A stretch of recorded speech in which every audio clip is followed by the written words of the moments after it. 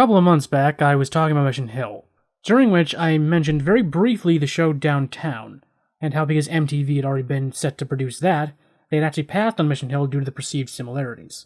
It's actually shocking how much on a surface level both shows are. Both involve groups of young adults living in a city environment, often partaking in activities endemic to a major metropolitan area. In addition, they each only have one season with exactly 13 episodes to their name, especially because content-wise they're really very different. Right off the top, Mission Hill takes place in the fictional city of Cosmopolis. Downtown explicitly takes place in New York, name-dropping actual New York landmarks such as Coney Island or the Hudson River.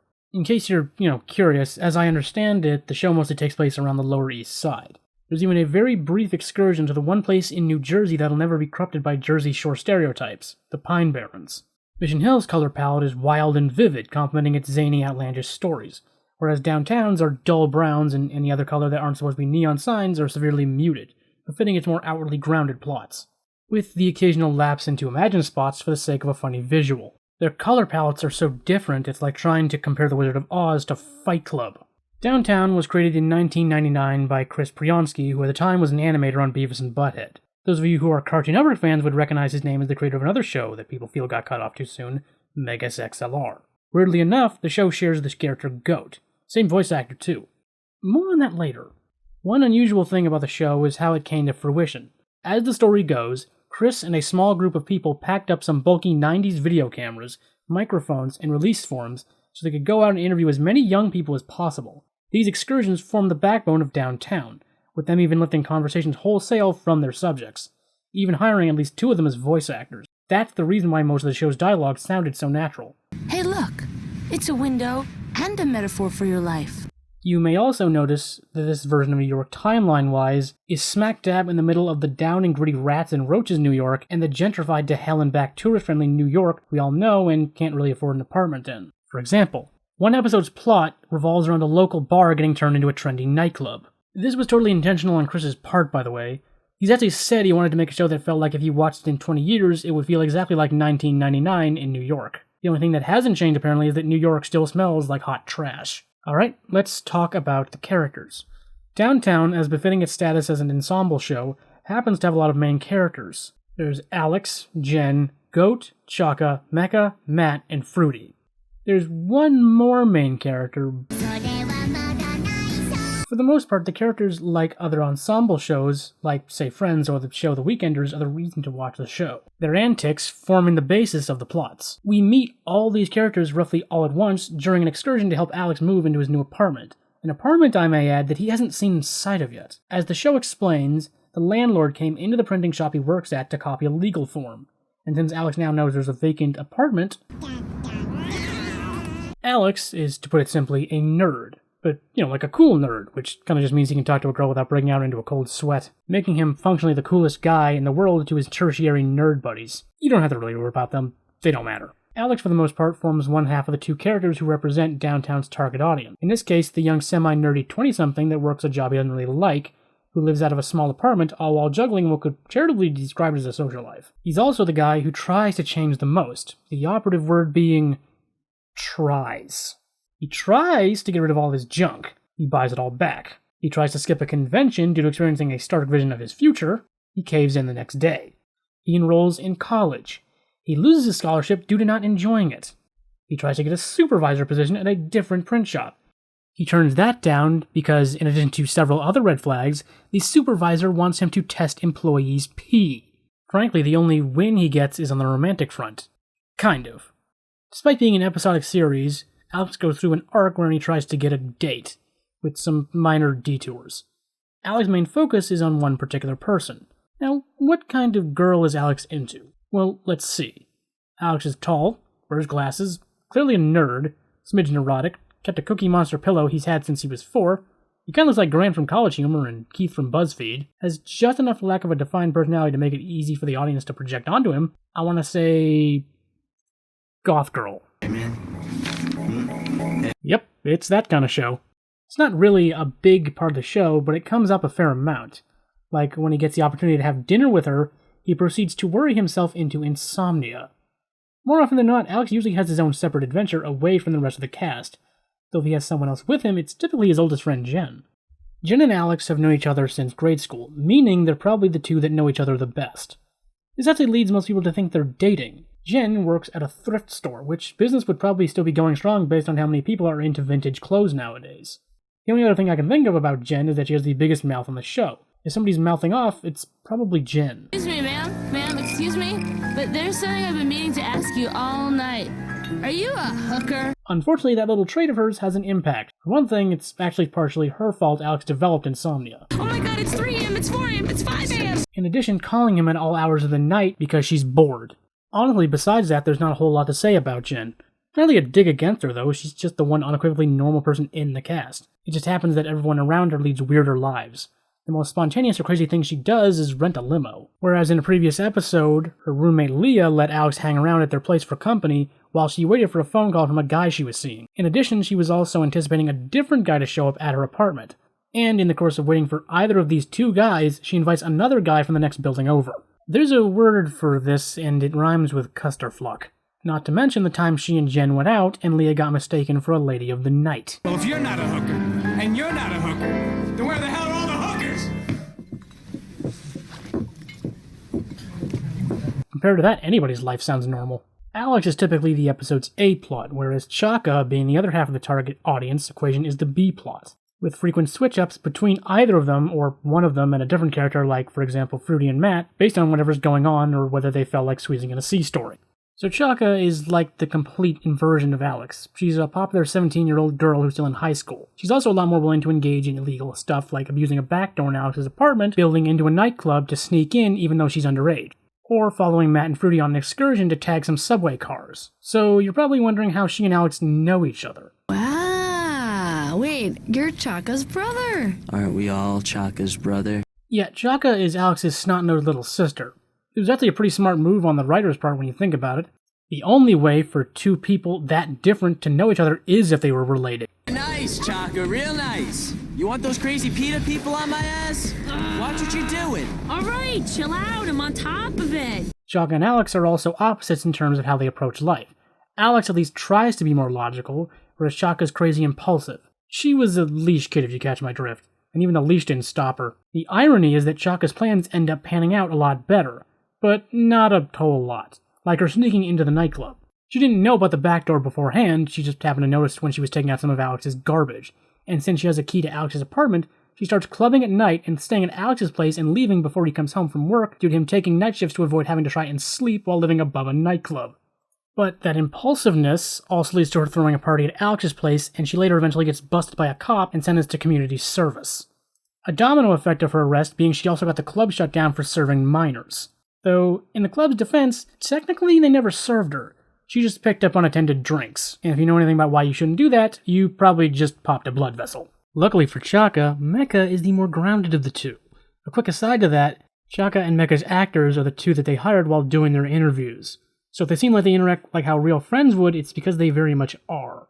But even with them being so close, Mecca can't always predict what Chaka's going to do, especially when it's something stupid. For example, after Mecca used a turn of phrase Chaka had used. After all, what else can you say is completely yours besides your identity and your beeper number? Chaka was so convinced that Mecca was deliberately copying her, she decided to do something so drastic and so out of left field that Mecca wouldn't dare copy it. So, Chaka... Well, now how can I explain this respectfully?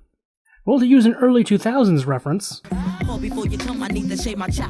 yeah, Chaka clear-cut her South Forest. This is actually the one time the show actually dated itself, given getting a wax down there used to be considered weird. So much so that a plot point of a season 18 South Park episode is predicated on the fact that it's now considered weird to just let it grow.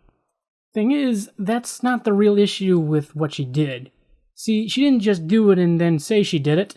She thought she needed to prove it, so she took a before and after shot and then lost the pictures. And Fruity found them. Don't worry, Baldy. Your secret's safe with me. But that 5 o'clock shot was a bitch, ain't it? Now, Fruity's made it clear that he wants into them baggy Ots pants, but I don't really think he needed to see what he'd be working with beforehand. But while we're talking about him, let's also get into Matt too, given that they're often a package deal in their stories. Matt and Fruity are the other side of the coin to Chaka and Mecca's teenage girl duo dynamic being the teenage boy duo. Matt works at a comic book store and spends his free time tagging buildings. Fruity's a skateboarder who pretty much once an episode hits on somebody. usually Chaka. The reason why the two duos know each other is complicated, which is to say Chaka and Fruity have their own versions of what happened, each one obviously playing up that they were the one being fawned over. The only thing you can definitely say for certain is that Chaka danced on a fountain, Fruity was skateboarding in the park, and the plot twist of the century, Mecca's hair is dyed. Fruity is definitely that guy who thinks he's God's gift to women. See, Fruity thinks he's slick, but, he's a goof. Not only did he lose a game of tic-tac-toe to a chicken, but he also sold a comic worth $195 to a kid for $1.95. In the process of trying to get it back, pissing off an entire auditorium of burly anime nerds. When he had to get saved by... the Undertaker?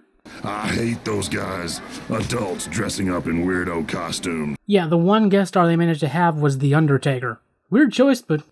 Circa. Actually, while we're still in that location, you may notice that one booth over is a bunch of furries.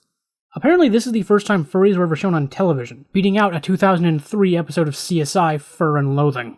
But to get back on Fruity's love life, it's pretty telling his most successful relationship was with a mean-ass Catholic schoolgirl who tried to throw Chaka into the East River. And he's still the jerk in that relationship. Hold up, there's no way I'm gonna get beat up for you, you pig! Though you would be too if you were flirting with one of the members of your ex's scary-ass gang of Catholic schoolgirls right after they finished trying to hunt and very likely castrate you. Matt, in contrast, is much more chilled out, or at least he's a lot better at handling stressful situations. Once I got dared to tag a bus during the day while it was moving. There's really only one time we see Matt truly pissed off, and it was a side effect of Fruity acting like a total pill during the excursion to tag some subway cars I mentioned earlier. In summation, Matt and Fruity are the two dudes of the friend group, and, of course, last and certainly not least, Goat. Now, Goat in Megas XLR is basically just a dude who works at the junkyard where Coop found Megas, and because it's a Cartoon Network show, you can't say anything too racy. Go from downtown, little different. Hey there, my name is Buck Rogers, and I'm here to make your Twinkie go bitty bitty bitty. Goat's definitely the anomaly of the group. He shows up the least episode to episode, often maybe once, but then leaving just as fast. He's also more Alex's friend than friend of the group. The only other person he really interacts with is Jen. There's of course also the age difference. In contrast to everybody else being in roughly the same age neighborhood of older teenager to mid-20s, Goat is in his 30s. My current theory about why he and Alex know each other, because as far as I can tell they've never said a peep about how that happened, is this. I think it's very possible that Goat might have bought beer on Alex's behalf when he was still underage, but based on Alex giving Goat his credit card to buy an action figure called the Beast of Akron, with Goat coming back with a record called the Beats of Akron, as in Ohio, it seems unlikely Goat could manage such a thing. There is exactly one episode where what Goat is doing is the A-plot. Basically, Goat takes Alex to one of his local haunts to pick up on girls, which they end up succeeding at. Goat getting Mary Beth, the woman who can blow bubbles while drinking a beer, with Alex stuck with her friend, Teeny, who has what could be best described as leading a very weird life, involving being born intersex, a petting zoo, and a music video for the band White Snake. And it wasn't even one of their good songs. Perfectly pleasant woman, by the way, just not his type. To make a long story short, basically they get to Mary Beth's apartment where her husband is coming home, and the only reason why they don't get their heads caved in is that Alex managed to spin a story about Goat being their new weed dealer. Hey, if you're the dealer, who's the kid? Him? Oh, he's my intern. You know, just for the summer. I'm learning a lot. So I think that pretty much wraps up all the conversation about these characters, but... Oh, there's one more thing, sir. You remember that goth girl I mentioned that Alex is interested in? Her name is Serena, and she's the 8th main character I alluded to earlier. I kept her obscured on purpose. She's the only main character that's not either a sibling or a friend of someone in the group. The closest relationship she has with any of them before Alex starts being capable of having a full-length conversation with her... Bet you haven't even talked to her. I have so. Here.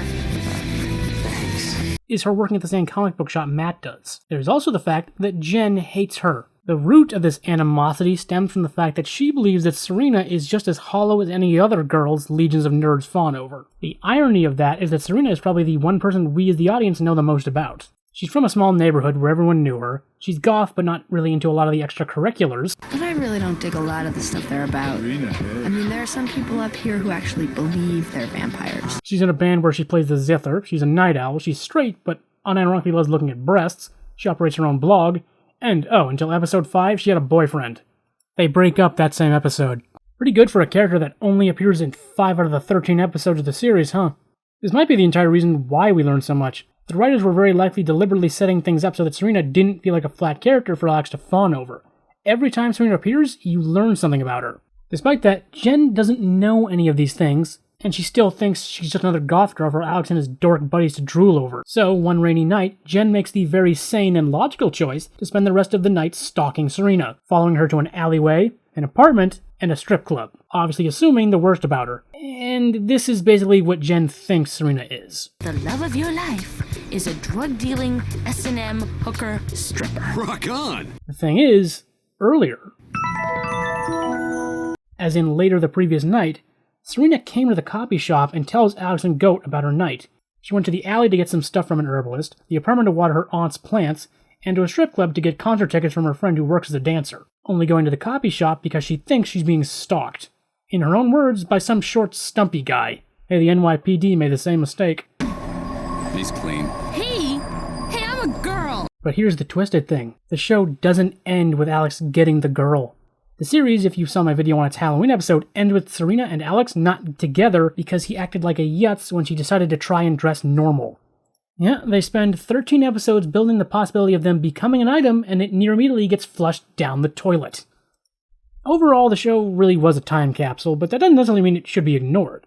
A lot of adult animation that we see now has a more energetic approach, so it's interesting that Downtown is so chilled out in comparison. So as we wind down here, I'll just breeze through the reasons it got cancelled. Basically, there was a changing of executives, and even before that point, MTV was more looking for comedy. And Downtown, despite having comedic situations, it was so laid back it didn't really gel with the whole comedy thing. There's also never been an actual DVD release, due to their use of licensed music. Basically, MTV had this deal where any of their shows could use any songs that had been featured in the last 5 years without needing to pay royalties. If I'm not mistaken, I believe Clone High also took part in that deal. Chris attempted to remedy this by way of promotional DVDs from his now-defunct blog. The good news is, if you just have to watch it, all the episodes are on YouTube. And, don't feel bad for Chris. He owns Titmouse with his wife. Douche. It's a massive picture of animation with 3 separate studios. He's fine. Downtown may have only lasted a year, but the argument could very well be made that its impact is a lot longer lived.